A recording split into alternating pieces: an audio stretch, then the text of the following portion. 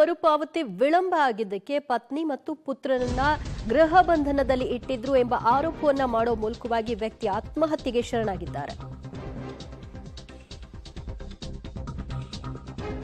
ಬಡ್ಡಿ ಮೇಲೆ ಸಾಲ ನೀಡಿದ್ದ ಮಹಿಳೆಯಿಂದಲೇ ಪತ್ನಿ ಮತ್ತು ಪುತ್ರನ ಗೃಹ ಬಂಧನ ಆಗಿದೆ ಅನ್ನೋ ಆರೋಪ ಮನನೊಂದು ರೈತ ರಾಜು ಕೋಥಗಿ ಆತ್ಮಹತ್ಯೆಯನ್ನ ಮಾಡಿಕೊಂಡಿದ್ದಾರೆ. ವಿಷವನ್ನ ಸೇವನೆ ಮಾಡೋ ಮೂಲಕವಾಗಿ ಬೆಳಗಾವಿ ಜಿಲ್ಲೆಯ ಯಮಕನಮರಡಿ ಕ್ಷೇತ್ರದಲ್ಲಿ ಇಂತಹದ್ದೊಂದು ಅಮಾನವೀಯ ಕೃತ್ಯ ನಡೆದಿದೆ.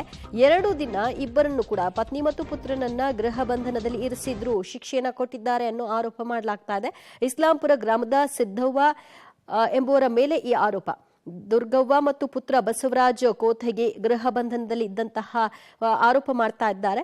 ಮನನೊಂದು ಈಗ ಅವರ ತಂದೆ ಸಾವನ್ನಪ್ಪಿದ್ದಾರೆ. ಆತ್ಮಹತ್ಯೆಯನ್ನ ಮಾಡ್ಕೊಳ್ಳೋ ಮೂಲಕವಾಗಿ ಅವರು ಈ ಮಹಿಳೆಯ ವಿರುದ್ಧವಾಗಿ ಆರೋಪ ಮಾಡ್ತಾ ಇದ್ದಾರೆ. ಗೃಹ ಬಂಧನದಲ್ಲಿ ಇಟ್ಟಿದ್ರು, ಬಡ್ಡಿಯನ್ನ ಲೇಟಾಗಿ ಅದು ಕೊಡೋದೂ ಅಲ್ಲ ಅಂತಲ್ಲ, ಲೇಟಾಗಿ ಕೊಡೋ ವಿಷಯದಲ್ಲಿ ಗೃಹ ಬಂಧನದಲ್ಲಿ ಇಟ್ಟು ಶಿಕ್ಷೆಯನ್ನ ಕೊಡಲಾಗಿದೆ ಅನ್ನುವಂಥ ಆರೋಪ ಇದು. ತಗೊಂಡಿದ್ರೆ ಸಿದ್ದವರು 1.5 ಲಕ್ಷ ರೂಪಾಯಿ 1.5 ಲಕ್ಷ ರೂಪಾಯಿ ಸಾಲ ತೊಗೊಂಡಿದ್ದು. ಇನ್ನೊಂದು 2 ದಿವಸ ನಮ್ಗೆ ವಾಯ್ದೆ ಕೊಡೇವ, ಬಡ್ಡಿ ಕೊಡ್ತೇವೆ ಅಂದ್ರಿ. ಇಲ್ಲ ನಾನು ಬಡ್ಡಿ ಗಂಟ ನನಗೆಲ್ಲ ಕೊಡ್ರಿ, ಇದಕ್ಕೆ ನೀವು ಬರುತ್ತೆ ನನ್ನ ಗಂಡ ನನ್ನ ಕರ್ಕೋದವಾಡ್ರಿ. ಕರ್ಕೊಂಡೋಗಿ ಎಲ್ಲ ಕುಣ್ಸ್ಕೊಂಡ್ರಿ. ಹಿಂದೆ ಮಾಡಿದ್ರೆ ಒಂದು ತಾಸು ಬಿಟ್ಟು ನನ್ನ ಮಗ ಬಂದ್ರಿ. ನಮ್ಮವ್ವನ ನಮ್ಮಪ್ಪನ ಕಳಿಸ್ತು. ಆದ ಕಾರಣ ಏನೈತ್ರಿ, ಬಡತನ ಎಲ್ಲರಿಗೂ ಬರೋದ್ರಿ. ಸಾಲ ಇಸ್ಕೊರೋದು ಕೊಡೋದು ಏನಿರ್ತೈತ್ರಿ.